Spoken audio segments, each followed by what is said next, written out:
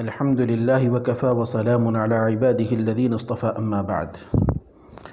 محترم سامعین و ناظرین، السلام علیکم ورحمۃ اللہ وبرکاتہ۔ اسلامی عقائد سیریز کی یہ 5ویں قسط ہے جس کا عنوان ہے آسمانی کتابوں پر ایمان لانا۔ اسلامی عقائد میں ایک اہم عقیدہ اللہ تبارک و تعالیٰ کی طرف سے اتاری ہوئی کتابوں پر ایمان لانا ہے۔ جس طرح اللہ تعالیٰ کے تمام نبیوں پر ایمان لانا ضروری ہے، اسی طرح نبیوں پر اتاری جانے والی تمام آسمانی کتابوں پر ایمان لانا ایک سچا پکا مومن ہونے کے لیے ضروری ہے۔ یوں تو دنیا میں اللہ تعالیٰ نے اپنے بندوں کو سچا اور صحیح راستہ بتانے کے لیے بہت سی کتابیں اتاری ہیں۔ ان میں 4 بڑی کتابیں بہت مشہور ہیں جو 4 مشہور پیغمبروں پر نازل ہوئی ہیں۔ تورات حضرت موسیٰ علیہ السلام پر، زبور حضرت داؤد علیہ السلام پر، انجیل حضرت عیسیٰ علیہ السلام پر، اور قرآن مجید حضرت محمد مصطفیٰ صلی اللہ علیہ وسلم پر۔ قرآن مجید اللہ تعالیٰ کی آخری کتاب ہے، جس طرح حضرت محمد مصطفیٰ صلی اللہ علیہ وسلم اللہ کے آخری پیغمبر اور میسنجر ہیں۔ یہ کتاب دنیا کے تمام لوگوں کے لیے ہدایت نامہ اور گائیڈ بک ہے۔ ان 4 کتابوں کے علاوہ بہت سی چھوٹی چھوٹی کتابیں بھی نازل ہوئی ہیں جنہیں صحیفے کہتے ہیں۔ کچھ صحیفے حضرت شیس علیہ السلام پر، کچھ حضرت ادریس علیہ السلام پر، کچھ حضرت ابراہیم علیہ السلام پر، اور کچھ حضرت موسیٰ علیہ السلام پر تورات کے علاوہ بھی نازل ہوئے ہیں۔ آسمانی کتابوں میں قرآن مجید کے علاوہ بہت سی آسمانی کتابیں تو آج موجود نہیں ہیں، اور جو کتابیں موجود ہیں ان میں سے کوئی کتاب اپنے اصلی الفاظ یعنی اللہ کے کلام کے ساتھ اور اصل معنی کے ساتھ محفوظ نہیں ہے۔ ان میں اللہ تعالیٰ کے کلام کے ساتھ انسانوں کا کلام بھی شامل ہو گیا ہے، اور بہت کچھ تبدیلیاں کر دی گئی ہیں۔ عیسائی مذہب کے پادری اور پوپ ہوں یا یہودی مذہب کے رہنما، وہ بھی اس حقیقت کو تسلیم کرتے ہیں، اور قرآن مجید نے تو اس حقیقت کو بار بار بیان کیا ہے۔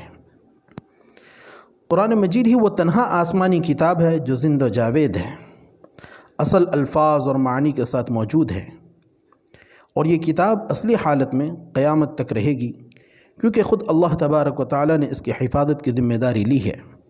دیکھیے سورۃ الحجر آیت نمبر 9۔ اسی لیے پچھلی کتابوں کی جو باتیں قرآن مجید کے موافق ہیں وہ تو سچی ہیں، اور جو قرآن مجید کے خلاف ہیں وہ جھوٹی ہیں، اور جو باتیں قرآن کے نہ موافق ہیں نہ مخالف ہیں، یعنی قرآن کی باتوں کی نہ اس میں تائید ہوتی ہے اور نہ مخالفت ہوتی ہے، تو ان کے بارے میں ہمیں خاموش رہنے کا حکم ہے۔ نہ ان کو سچا جانیں گے اور نہ انہیں جھٹلائیں گے۔ سوال یہ ہوتا ہے کہ قرآن مجید میں کس نوعیت کی باتیں ہیں، کیا باتیں کی گئی ہیں جس کی وجہ سے قرآن مجید پر ایمان لانا بھی ضروری ہوتا ہے۔ تو دیکھیے قرآن مجید میں بنیادی طور پر ان چیزوں کے کرنے کا حکم دیا گیا ہے جو انسان کو اس دنیا میں یا مرنے کے بعد کی زندگی میں فائدہ پہنچانے والی ہیں، اور ان کے کرنے پر جنت کی ضمانت دیتی ہیں۔ قرآن مجید خود اس کی ضمانت دیتا ہے۔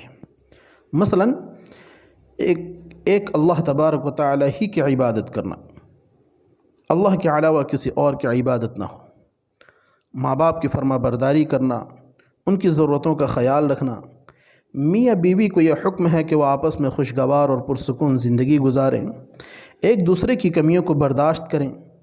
سماج میں ہر ایک کو یہ حکم ہے کہ دوسرے کی عزت نفس کا وہ خیال رکھے، کسی ایسے نام سے نہ بلائے جس سے کہ اسے تکلیف ہو، زمین پر عاجزی سے چلے، نرمی سے بات کرے، آپس میں ادھار لین دین کرے تو لکھ لے، مزاج کے خلاف کوئی بات پیش آ جائے تو غصے کو پی لے اور سامنے والے کو معاف کر دے، انصاف سے کام لے، دشمن کے ساتھ بھی انصاف کرے، وغیرہ وغیرہ۔ اسی طرح ان چیزوں سے بچنے کا حکم دیا گیا ہے جو کسی انسان کو اس دنیا میں یا مرنے کے بعد کی زندگی میں نقصان پہنچانے والی ہیں، اور جن باتوں کی وجہ سے وہ جہنم کے ایندھن بھی بن سکتا ہے۔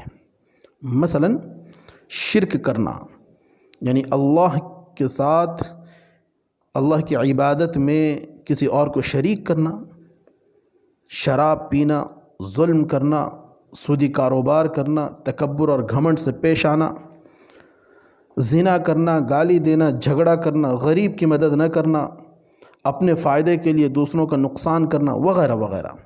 یہ ساری باتیں قرآن مجید کے پاروں میں، صورتوں میں دیکھی جا سکتی ہیں۔ خلاصہ کلام یہ ہے کہ ایک سچا مومن بننے کے لیے اللہ تعالیٰ کی نازل کی ہوئی تمام کتابوں اور صحیفوں کے بارے میں یہ ایمان رکھنا اور دل سے یقین کرنا ضروری ہے کہ سب اللہ تبارک و تعالیٰ کی طرف سے نازل ہوئی تھیں۔ جو بھی ان کتابوں اور صحیفوں میں سے کسی کا انکار کرے تو وہ مومن اور مسلمان نہیں ہو سکتا۔ ہاں، قرآن مجید کے نازل ہو جانے کے بعد پچھلی تمام کتابیں منسوخ ہو گئی ہیں، یعنی ان کتابوں اور صحیفوں پر اب براہ راست عمل نہیں ہوگا۔ اب قیامت تک صرف قرآن مجید پر ہی عمل ہوگا اور اسی میں انسان کی نجات ہے۔ سورۃ المائدہ آیت نمبر 48 میں اللہ تبارک و تعالی ارشاد فرماتے ہیں: اعوذ باللہ من الشیطان الرجیم، بسم اللہ الرحمن الرحیم، وَأَنزَلْنَا إِلَيْكَ الْكِتَابَ بِالْحَقِّ مُصَدِّقًا لِمَا بَيْنَ يَدَيْهِ مِنَ الْكِتَابِ وَمُهَيْمِنًا عَلَيْهِ فَاحْكُم بَيْنَهُم بِمَا أَنزَلَ اللَّهُ وَلَا تَتَّبِعْ أَهْوَاءَهُمْ عَمَّا جَاءَكَ مِنَ الْحَقِّ۔ اور ہم نے آپ کی طرف بھی یہ کتاب سچائی کے ساتھ اتاری ہے جو پچھلی کتابوں کی تصدیق کرتی ہے اور ان کے محافظ ہے۔ مہیمنن کا لفظ استعمال کیا گیا ہے، یعنی پچھلی کتابیں ملاوٹوں کی وجہ سے محفوظ نہیں رہیں، لیکن قرآن مجید پچھلی کتابوں کی بنیادی تعلیمات اور اس کی روح اور مقصد کا محافظ اور ان کو پرکھنے کے لیے پیمانہ ہے۔ اس لیے آپ ان کے درمیان اللہ تعالیٰ کے اتارے ہوئے حکم کے مطابق ہی فیصلہ کیجیے، اور آپ کے پاس جو سچی کتاب آ چکی ہے قرآن مجید، اس کے مقابلے میں ان کی خواہشات کی پیروی نہ کیجیے۔ محترم ناظرین، قرآن مجید ہدایت نامہ گائیڈ بک ہے، اس لیے اسے سمجھ کر پڑھنا ہی چاہیے، لیکن اگر کوئی بغیر سمجھے پڑھتا ہے تو وہ بھی اللہ تبارک و تعالیٰ کا قرب اور اس کی خوشنودی کو حاصل کر سکتا ہے۔ ایک حرف کے پڑھنے پر 10 نیکیاں اسے ملتی ہیں۔ الف لام میم پڑھتا ہے تو 30 نیکیاں حاصل کرتا ہے، حالانکہ ان الفاظ، ان حروف کے معنی کو وہ نہیں سمجھتا، اور اس کا دل کلام الہی کے نور سے روشن ہوتا رہتا ہے۔ اسی لیے دنیا میں سب سے زیادہ پڑھی جانے والی کتاب قرآن مجید ہے۔ امید ہے کہ اللہ تعالیٰ کی کتابوں پر، یعنی آسمانی کتابوں پر ایمان لانے کا مطلب سمجھ میں آ گیا ہوگا۔ مجھے اجازت دیجیے۔ السلام علیکم ورحمۃ اللہ وبرکاتہ۔